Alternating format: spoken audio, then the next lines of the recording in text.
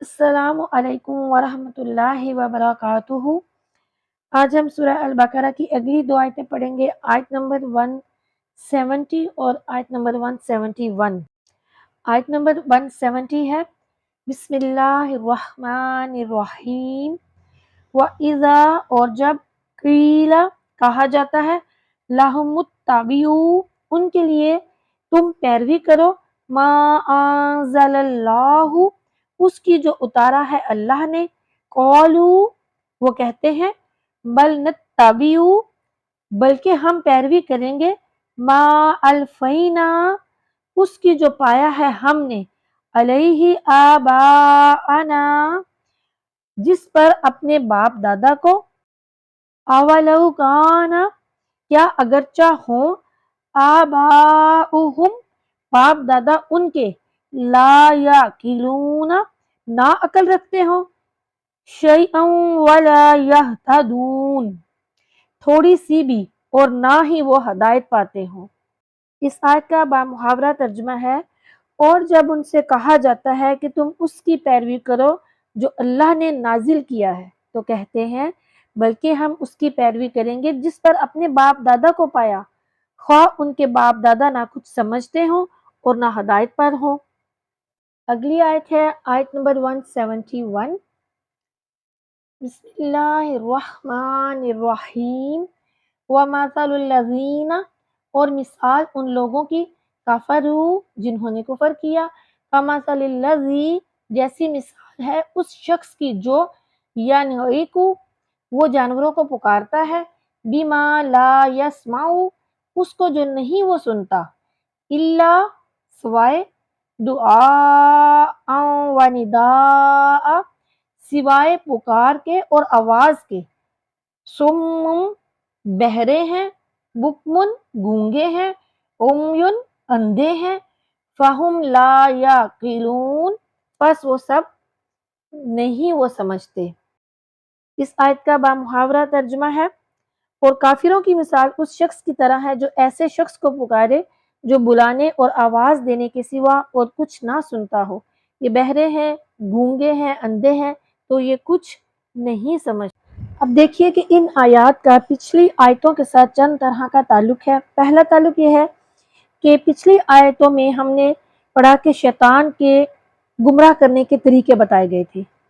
اب کفار کے گمراہ ہونے کی وجہ بتائی جا رہی ہے، یعنی کہ جاہل باپ دادوں کی پیروی۔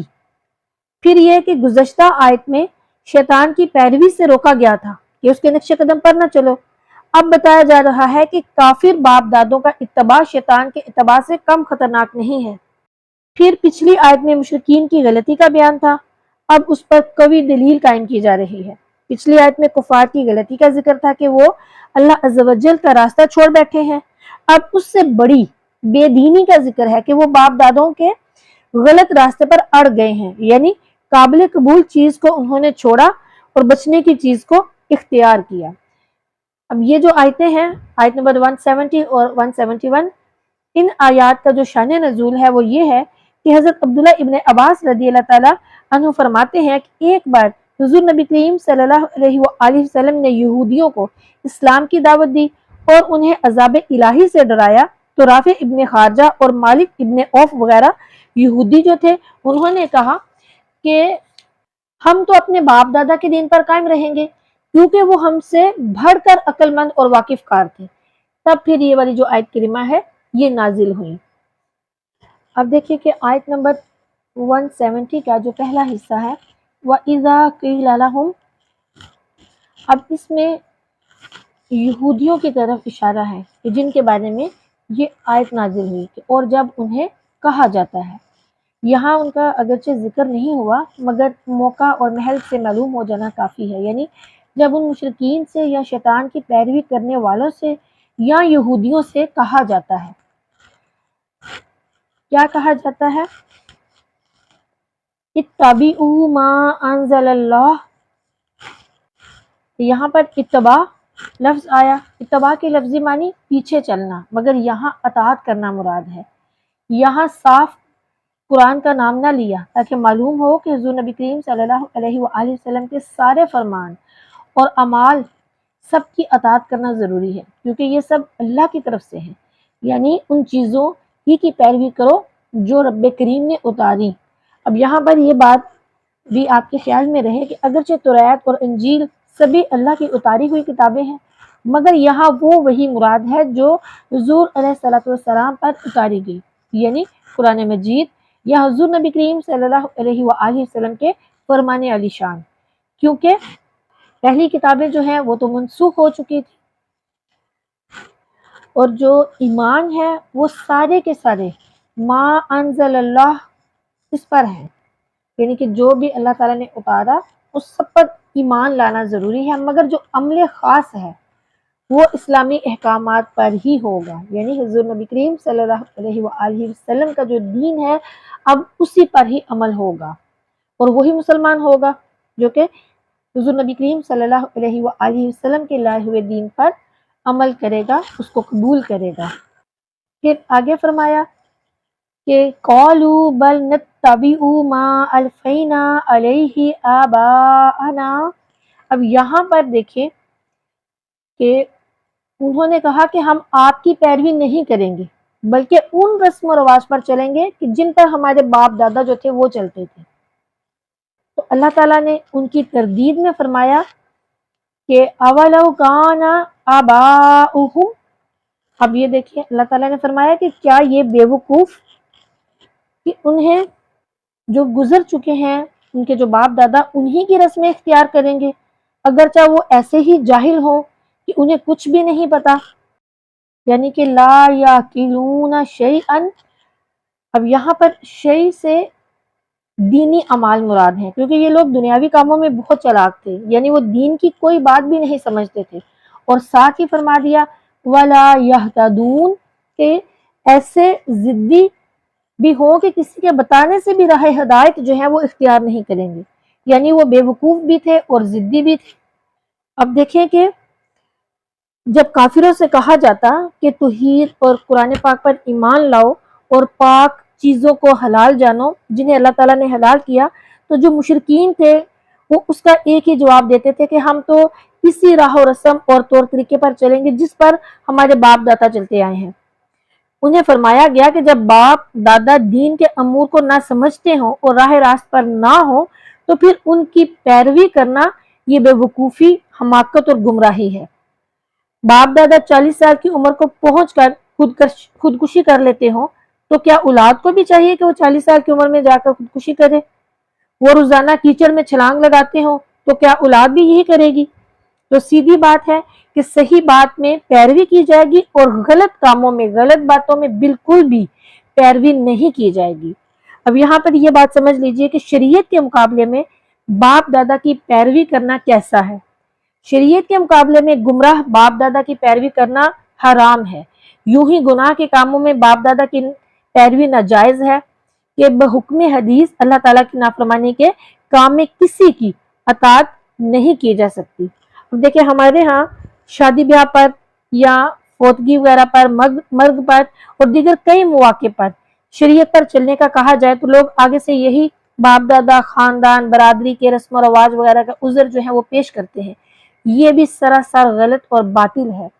مطلب خلاصہ کلام یہ ہے کہ بروں کی پیروی بری ہے اور اچھوں کی پیروی اچھی ہے، جیسے کہ ہم بزرگان دین، صحابہ کرام رضوان اللہ علیہم اجمعین، تابعین، ائمہ مجتہدین، اولیاء اور صالحین کی پیروی کرتے ہیں تو یہ بہت اچھی بات ہے، کیونکہ اس کا حکم خود قرآن پاک میں اللہ تعالیٰ نے دیا ہے۔ سورہ توبہ کی آیت نمبر 119 میں اللہ تعالیٰ نے فرمایا وَكُونُوا مَعَ الصَّادِقِينَ، یعنی اور سچوں کے ساتھ ہو جاؤ، اور ہر نماز میں بزرگوں کی پیروی کی دعا مانگنے کا بھی فرمایا گیا سورہ فاتحہ میں، جیسے کہ ان لوگوں کے راستے پر چلا جن پر تو نے انعام کیا۔ اللہ تعالیٰ ہمیں بھی نیک اور صالحین کے ساتھ ان کے راستے پر چلنے کی توفیق عطا فرمائے، آمین۔ اب آگے دیکھیں اگلی جو آیت ہے، آیت نمبر 171، وَمَثَلُ الَّذِينَ كَفَرُوا۔ اب یہاں پر وہ کفار مراد ہیں کہ جن کا کفر پر مرنا علم الہی میں آ چکا اور جن کا نام عند اللہ کفار کی فہرست میں درج ہے، جو کہ مساق کے دن نوری چھینٹے سے محروم رہے، یعنی کہ وہ جو شکی ازلی ہیں اور رب کے ہاں کافر ہو چکے ہیں،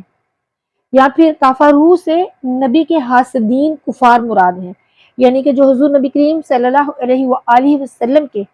حاسد ہو کر کافر ہوئے، کیونکہ حسد کا کفر انسان کے سارے حواس کو معطل کر دیتا ہے۔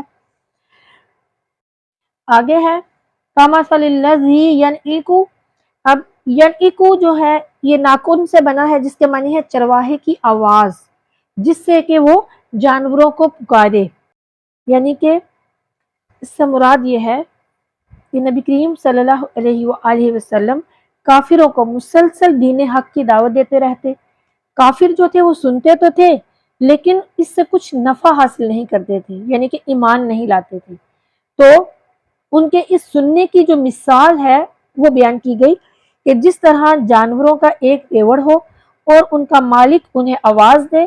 تو وہ محض ایک آواز تو سنتے ہیں لیکن مالک کے کلام کا مفہوم نہیں سمجھتے۔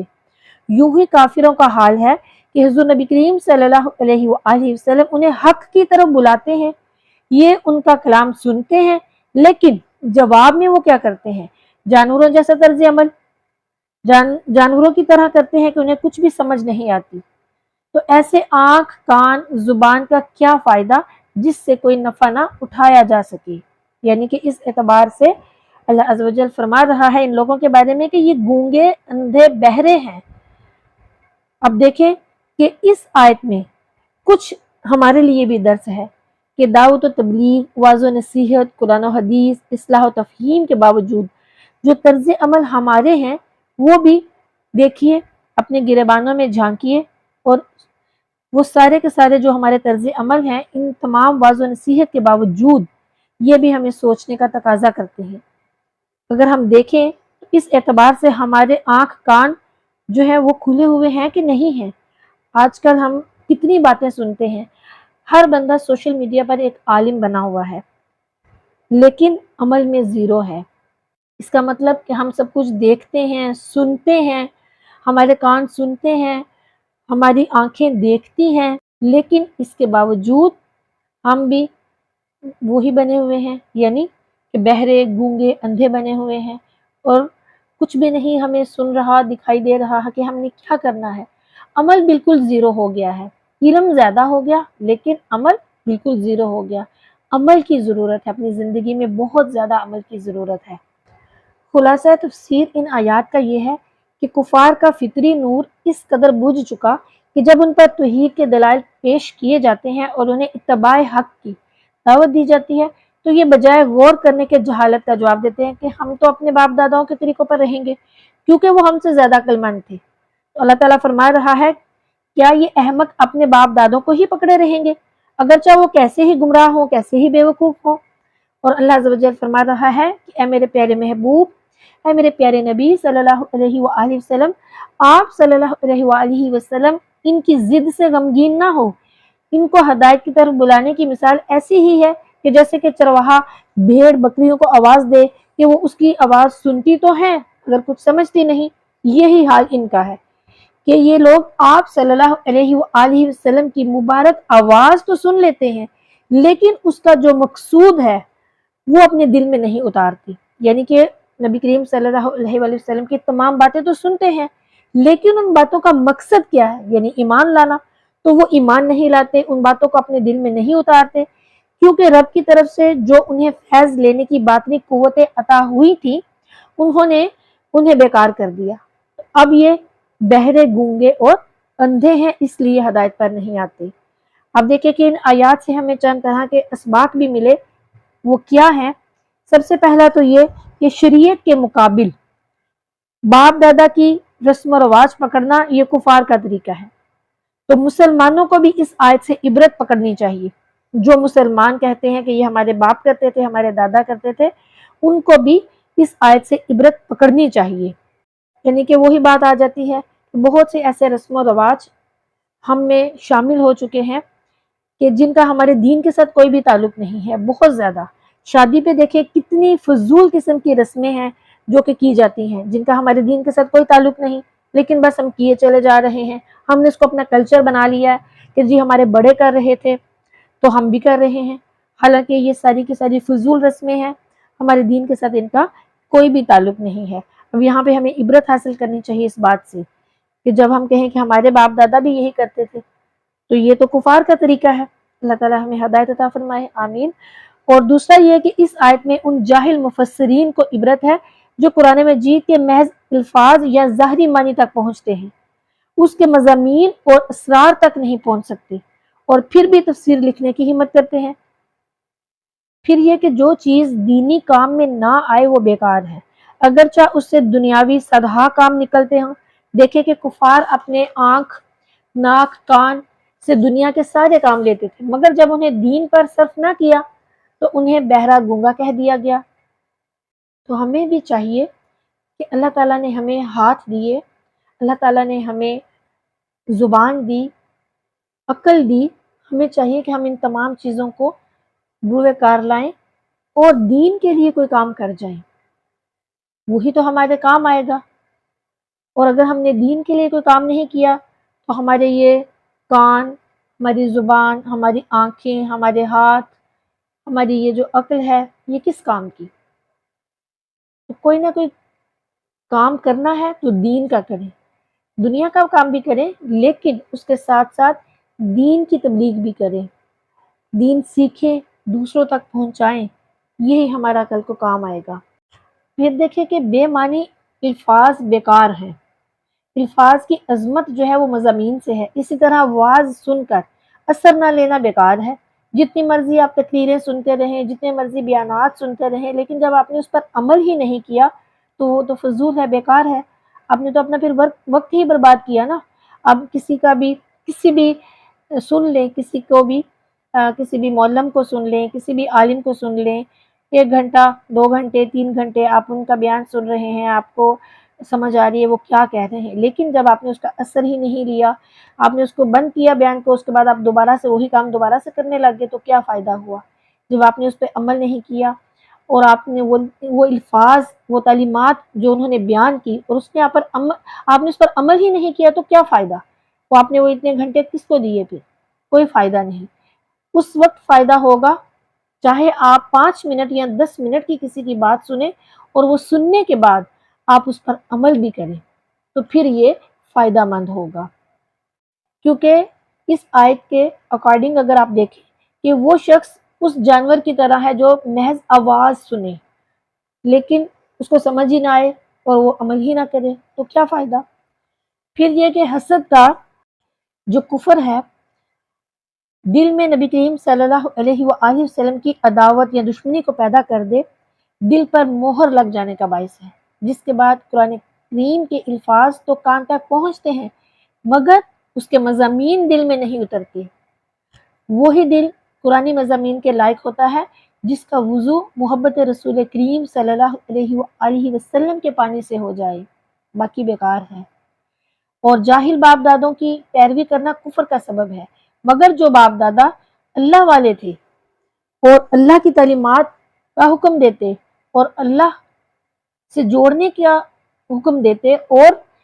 حضور نبی کریم صلی اللہ علیہ وآلہ وسلم کی محبت اور ان کی سنتوں پر پیروی کرنے کے بارے میں کہتے تو ان کی پیروی کرنا عین ایمان ہے، یعنی آپ نے پیروی اللہ اور نبی کریم صلی اللہ علیہ وآلہ وسلم کی تعلیمات کی کرنی ہے۔ اگر آپ کے باپ دادا کفر پر ہیں تو پھر کفر کو اختیار نہیں کرنا، ایمان پر ہیں تو اس کو ایمان کو اختیار کرنا ہے۔ اللہ عز و جل سے دعا ہے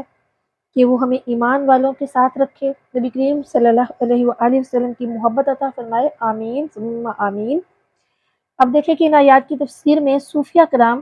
کتنی خوبصورت تفسیر فرماتے ہیں کہ میثاق کے دن ارواح کی 4 صفیں تھیں۔ پہلی صف ارواح انبیاء ان کی تھی، دوسری جو تھی صف وہ اولیاء اللہ کی تھی، ان کی روحوں کی تھی، اور تیسری جو ہے وہ عام مسلمانوں کی ارواح کی تھی، اور جو چوتھی صف تھی وہ کافروں کی ارواح کی تھی۔ تو اللہ عز و جل نے اس دن یعنی میثاق کے دن فرمایا الست بربکم، کیا میں تمہارا رب نہیں ہوں؟ انبیاء کرام علیہ السلام نے جمال الہی دیکھا اور یہ کلام بلا حجاب سنا اور عرض کیا کہ بلا، سبحان اللہ، یعنی ہاں اس لیے وہ دنیا میں نبوت اور رسالت اور کلام الہی یعنی وحی کے مستحق ہوئے، اور اولیاء اللہ جو ہیں ان کی ارواح انبیاء کرام علیہ السلام کے حجاب سے انہوں نے یہ انوار دیکھے، یعنی ان کی جو ارواح ہیں اولیاء کرام کی، ان کی روحوں نے انبیاء کرام علیہ السلام کے حجاب سے یہ انوار دیکھے، اور کلام جو ہے وہ سن کر بلا کہا، لہٰذا وہ نبیوں کے پیروکار اور الہام کے مستحق ہوئے۔ اور جو عام مسلمان تھے انہوں نے یہ خطاب دو واسطوں یعنی اولیاء اللہ اور انبیاء کرام علیہ السلام کے ذریعے سنا اور سن کر الوہیت کا اقرار کیا، لہٰذا وہ دنیا میں بھی انبیاء کرام کے امتی اور اولیاء اللہ کے مطیع بنے اور ایمان بالغیب اختیار کیا۔ انہی تین جماعتوں کا اس آیت میں ذکر ہے، یعنی کہ سورہ شورا کی آیت نمبر 51 میں، کہ اور کسی بشر کے لیے ممکن نہیں کہ اللہ اس سے کلام کرے ما سوا وحی کے یا پردے کی اوٹ سے، یا اللہ کسی فرشتے کو بھیج دے، پس وہ اللہ کے حکم سے جو اللہ چاہے وہ وحی کرے، بے شک وہ بہت بلند بے حد حکمت والا ہے۔ اب دیکھیں کہ وحی والے تو پیغمبر ہوئے، حجاب سے سننے والے اولیاء اللہ ہوئے، اور جن تک پیغام پہنچا وہ عام مسلمان رہے۔ کفار انہوں نے بہت سے پردوں کے پیچھے اس خطاب کی آواز تو سنی مگر ان کو مقصد سمجھ نہ آیا، ایسے ہی بلا کا شور تو سنا، خود بھی بنا سوچے اور سمجھے انہوں نے یعنی کفار نے منہ سے بلا کہہ دیا، جب دنیا میں آئے تو سب کچھ بھول گئے، دل پر کفر کا ایسا غلاف چڑھا جس سے کہ ان کی آنکھوں کو اندھا اور کانوں کو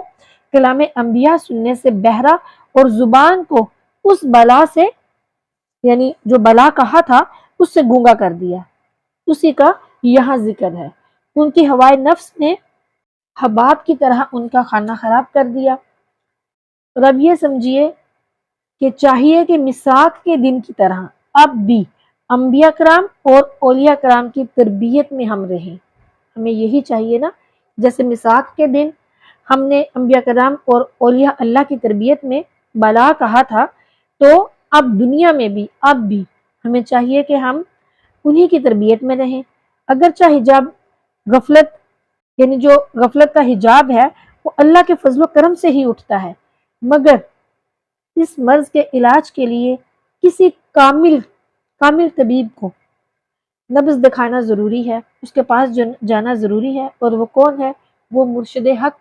مرشد کامل ہے۔ اللہ تعالیٰ ہمیں نبی کریم صلی اللہ علیہ وآلہ وسلم کی محبت عطا فرمائے، صحیح دین کی سمجھ عطا فرمائے،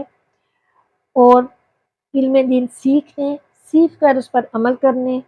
اور دوسروں تک پہنچانے کی توفیق عطا فرمائے۔ آمین ثم آمین۔